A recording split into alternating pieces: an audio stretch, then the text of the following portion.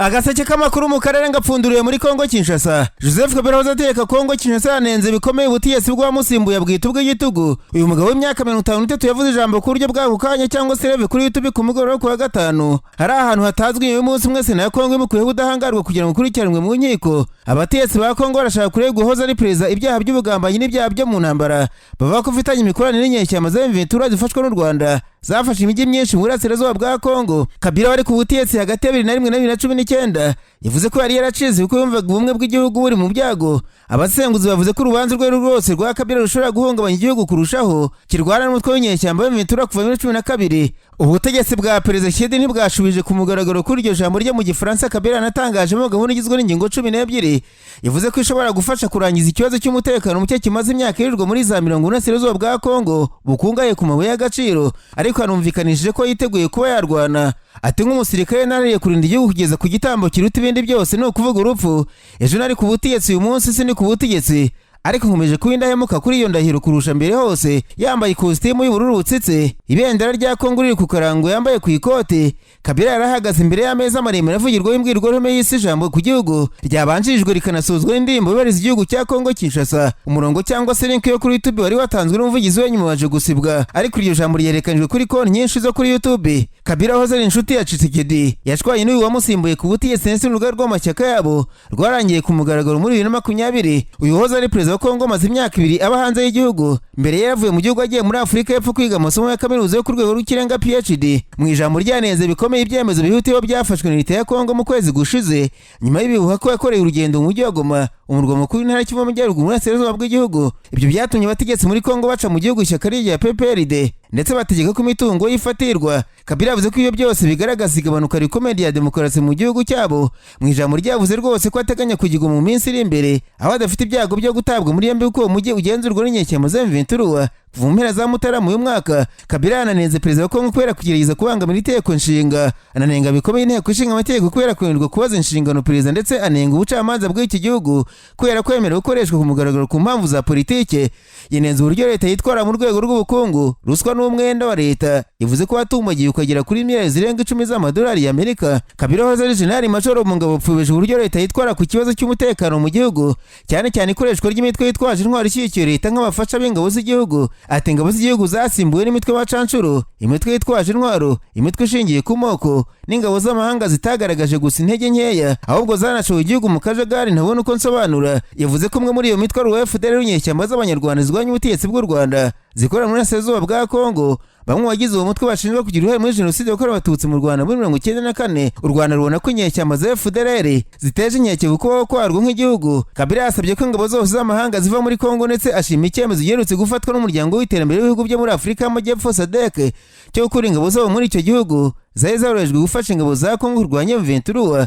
Nyuma y'imyaka 18 ku butegetsi, Kabila yavuze ko ibyo yari yarigezeho byapfushijwe ubusa. Ati mu gihe kitari cyarigeze kubaho mbere, imyaka 6 twasubiyeho twatangiriye, leta yananiwe, yasenyutse, iri hafi guhirima, ndetse iri imbere cyane ku rutonde rw'ibihugu bikennye, byamunzwe na ruswa cyane ndetse bifite n'amadeni menshi cyane. Iryo jambo ryakiriwe mu buryo butandukanye, bamwe bagaragaza ukuntu byinshi anenga ubutegetsi bwa Tshisekedi bihuye ahubwo n'iby'ubutegetsi bwe bwite bunengwa. Mu mpera y'ijambo rye, Kabila yavuze ati ubutegetsi bw'igitugu bugomba kurangira, ndetse demokarasi hamwe n'imiyoborere myiza mu bukungu ndetse n'imibereho y'abaturage bigomba gusubizwaho. Kabila yavuze ko leta amaherezo yemeye kwicarana ku meza muri M23, ariko yavuze ko izindi gahunda z'amahoro zirimo nk'izishyigikiwe na Kiliziya Gatolika zikwiye gukurikizwa. Kongo n'u Rwanda ruhakana ibirego by'uko rufasha M23 bishobora kuba biri hafi kugera ku masezerano y'amahoro yo kurangiza intambara yatumye abasivili barirwa mu 100 bava mu ngo zabo mu mezi ya vuba ngaha ashize. Mu kwezi gushize ibihugu byombi byashyize umukono ku mirongo migari y'amasezerano ya Washington muri Amerika, ndetse bivuga ko byemereje mu nzira yerekeza ku masezerano. Ntarava muri Kongo Kinshasa, mbabwire ko M23 ryanyimoje amakuru yarutse gutangaza umujyanama mukuru w'umutubu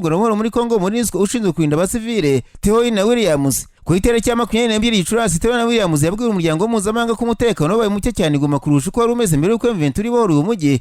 Mu itangazo M23 yanyujije ku rubuga X ku wa gatanu, yavuze ko byari ibinyoma biri kugirwamo n'ubutegetsi bwa Tshisekedi n'abambari bo muri MONUSCO. Iryo tangazo rikomeza rivuga riti ibyo bikorwa bigamije gutesha agaciro ibiganiro by'iduha ndetse no guhisha ibikorwa by'ubushotoranyi byakozwe n'ubutegetsi bwa Tshisekedi inshuro nyinshi, birimo n'ibyo kuduca ruhinga nyuma. Urugero ni ibitero byo ku itariki 11 na 12 ukwezi kwa kane byagabwe mu mujyi wa Goma mu ijoro ryo ku itariki 11 rishyira 12 Mata mu bice bigize uburengerazuba bwa Goma birimo Mugunga Kishiro mu gace ka Rakvere humvikanye amasasu menshi nyuma yaho bivuzwe ko ari amabandi yinjiye muri uwo mujyi. Nyuma guverineri nta kiva amajyaruguru Bahati Musangari yasobanuye ko ingabo za Kongo FDLR na Wazalendo bari bagerageje ku bitero ku bindiro bya M23 ariko bagahita basubizwa inyuma. M23 yakomeje igaragaza ko ibyo binyuma byaturutse ku muntu warabagamye ku ruhande rumwe bidashobora kubujya abantu bazi ukuri. Iroro ryagaragaje ko mbere yuko ingabo zaryo zibohora umujyi wa Goma wari ukikijwe n'inkambi z'impunzi z'abaturage batandukanye bakuye mu byabo bikozwe n'irino ry'ingabo za leta ya Kongo, ryavuze ko abasivile bifashishwa ingabo ikingirizo ngabo zo ku ruhande rwa Kongo bigashimagirwa nuko zashyiraga imbunda nini rwagati mu baturage bigashyira ubuzima bwabo mu kaga.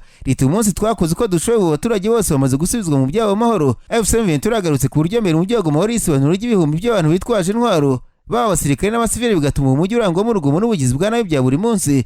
Leta umujyi wari ahantu urupfu rwimitswe, abaturage bicwa umunsi ku wundi ku manywa y'ihangu, guhohotera abagore byarahawe intebe, gushimuta abantu hashingiwe ku miterere y'abantu, imvugo z'urwango, ibitero bishingiye ku moko, kurya abantu ku manywa y'ihangu ndetse no gukwirakwiza intwaro mu baturage. M23 yavuze ko ibyaha byose byabaga ingabo za MONUSCO zaje mu butumwa bw'amahoro zirebera ndetse igaragaza ko biriya muzategeze na rimwe byamagana umuntu ushinzwe kurengera abasivile. M23 yibukije uburyo bashoboye guhagarika ibyo bikorwa by'ubugizi bwa nabi, ibintu bigasubira ku murongo bigatuma umujyi wa Goma bongera guhumeka ubuzima bukagaruka amahoro agahinda. Iryo rero ryemeje ko n'ubu rigikomeje ibikorwa byo kubungabunga umutekano ndetse no gukusanya intwaro zanyagijwe mu basivile cyane ko arizo zifashishwa mu bugizi bwa nabi. M23 kandi yagarutse kuri Zerone mu Kongo uhagarariye RDC muri Loni werutse kwandikira akanama ku Loni gashinzwe umutekano ku isi kuri rwo ryigaruriye ibice bya Kishishe Bambo na Ruwinje mu 2025 mu guhinyiza iyo bari yanditse ku itariki 23 Gicurasi. M23 yifashishije itangazo ry'igisirikare cya Kongo ryo ku itariki 12 Mata ryasinywe n'umugizi wacyo Jean Sylvain Kenge. Iryo tangazo ryagaragaza ibice ingabo za Kongo zigenzura, icyakora ntihakirwamo n'ibyo bice biherutse gururwaho na Ambasaderi zirimo mu Kongo. Mu itangazo rya M23 yakomeje igira ati abantu bakwiye kumenya ko ibice bya Kishishe na Bambo tubigenzura kuva mu gushyingo kwa 2022. Iryo ryagaragaje ko ryamagaye ibyo birego bya Kongo n'abafatanyabikorwa bayo barimo biriya muzora rajwe ishinga no gutesha agaciro intambwe nziza ikomeje guterwa i Goma. Ibukije uburyo Goma yari yarabaye isobanuro ry'ibibi kandi MONUSCO na Kongo barebera ariko bakarwana ku baturage bakafasha gusubira mu byabo no gukomeza kurindira umutekano. Iryo rero ryagaragaje ko ibirego bya Kongo binyemozwa n'inyandiko za gisirikare cya Kongo bigaragaza ubunyangamugayo buke bw'ubutegetsi bwa Kongo, ndetse umuryango mpuzamahanga kutarangazwa n'ibyo binyoma ahubwo bakomeza gushyigikira inzira iganisha ku mahoro arambye. Nararanganije amaso ibinyamakuru byandikirwa muri Uganda. Abanyamakuru bashyize amakaramu ku mpapuro barandika. Manitswe igisirikare cya Uganda PDF cyatangaje ko cyahagaritse ubufatanye mu bya gisirikare n'Ubudage kubera imyitwarire ya Ambasaderi wabwo. Igisirikare cya Uganda PDF cyavuze ko cyahagaritse ibikorwa byose byari bikomeje mu bufatanye mu bya gisirikare na Repubulika y'Ubudage kandi ko icyemezo gitangira gukurikizwa. Iki cyemezo ni igisubizo cy'amakuru y'ubutasi yize bavuga ko Ambasaderi w'Ubudage muri Uganda muri iki gihe Matthias Scholl ari kugaragara cyane mu bikorwa bigamije guhungabanya igihugu nk'uko byatangajwe na Colonel Chris Mageze umuvugizi wa PDF. Ikinyamakuru Daily Monitor cyavuze ko ihagarikwa ry'ubufatanye rizakomeza gukurikizwa kugeza igihe hazakemurwa burundu ikibazo cy'uruhare rw'Ubudage n'imitwe ya politiki na gisirikare itemewe ikorera mu gihugu mu kurwanya leta ya Uganda. Birerekana ubwiyongere bukabije bw'umwuka mu ntambara yari imaze gukomera hagati y'abategetsi ba Uganda n'abadiplomate b'ibihugu by'uburengerazuba. Ambasaderi Scholl mu minsi yashize ahuye n'ikurikiranwa ryinshi inzego z'ubutasi za Uganda zimushinja kwivanga mu bibazo bya politiki y'imbere mu gihugu no gukomeza umubano n'utwe itavuga rumwe n'ubutegetsi. Ambasade y'Ubudage ntigiye isubiza ku mugaragaro ibyo birego. Iki cyemezo cyatangajwe mu masaha make Patriotic League of Uganda, ishyirahamwe ry'abashyigikiye ko Jenerali Muhoozi rwa perezida wa Uganda rihamagaje imyigaragambyo kuri Ambasade y'Ubudage ku itariki 5 Kamena. Patriotic League of Uganda yavuze ko imitwe idahwitse Ambasaderi ariyo shingiro ry'imyigaragambyo ishobora kurushaho gukomeretsa iki kibazo cya diplomasi. Umunyapolitiki utavuga mu leta ya Uganda Bwana Robert Kyagulanyi Bobi yatangaje ko umwanzuro uteye agahinda kandi kuri mu buswa bwo kwikoma mu Budage. Igisirikare cya Uganda PDF kuwa 5 cyatangaje ko inzego z'umutekano mu iki gihugu ziri gukurikirana hafi imitwe yitwaje intwaro yatangiye kwavuka. PDF igaragaza ko ari ibimenyetso bifatika by'abateguye abakomeje gukora ubukangurambaga ndetse n'abakomeje gutera inkunga biriya bikorwa ivuga ko bigamije kudubya amatora y'umukuru w'igihugu ateganyijwe mu mwaka utaha. Barimo n'abadiplomate bo mu bihugu by'i Burayi. Mu biko mwarimo Ambasaderi w'Ubudage muri Uganda Matthias Scholl wahamijwe gukora ibikorwa bitemewe n'amategeko kandi byarwihishwa, ndetse PDF yamuburiye ko inzego z'ubutasi zizi ibikorwa bye binyuranyije na diplomasi bimaze igihe bibera mu bice bitandukanye by'igihugu. PDF yahegase ko abanyamahanga bakomeje kwivanga mu bibazo by'imbere muri Uganda, ibateguza ko yiteguye gufatira ingamba zikakaye buri wese uzashaka guhungabanya umutekano wa kiriya gihugu. Agaseke k'amakuru mu Karere gapfunikire muri Tanzania. Abanyamakuru bakoze ba muri no barandika baraziko umunyapolitiki ufunzwe utavuga n'ubutegetsi bwa Tanzania Bwana Tundu Lissu usanzwe buri shyaka Chadema yatorewe kuba vice president w'abatavuga rumwe na za leta ku isi rizwi International Democratic Union akarihagararira mu karere ka Afurika. Bwana Tundulisu w'inyamakuru bya Tanzania byandika ko azaba yungirije umunyakanada Stephen Harper wa minisitiri w'intebe w'iki gihugu. Ikinyamakuru The Citizen kibuza ko Tundulisu akurikiranwe ibyaha birimo kugambanira igihugu no kugumura abaturage. Hagati ariko kandi Leta z'Ubumwe za Amerika zatse ibisobanuro Tanzania zinayisaba gukora iperereza ku ifungwa ry'impirimbanyi zirimo muri Kenya niyo muri Uganda zafungiwe ku butaka bwayo. Kuwa gatanu nubwo byamenyekanye ko Boniface Mwangira umunyamakuru Agathe Twahirwa bajugunye ku impaka ihuza Tanzania n'ibihugu bakomokamo nyuma yo kumara amasaha menshi bafungiye ahantu hatandukanye hatazwi. Bari bombi batawe muri yombi bari bagiye muri Tanzania gukurikirana urubanza rw'umunyapolitiki Tundulisu utavuga n'umutegetsi muri Tanzania.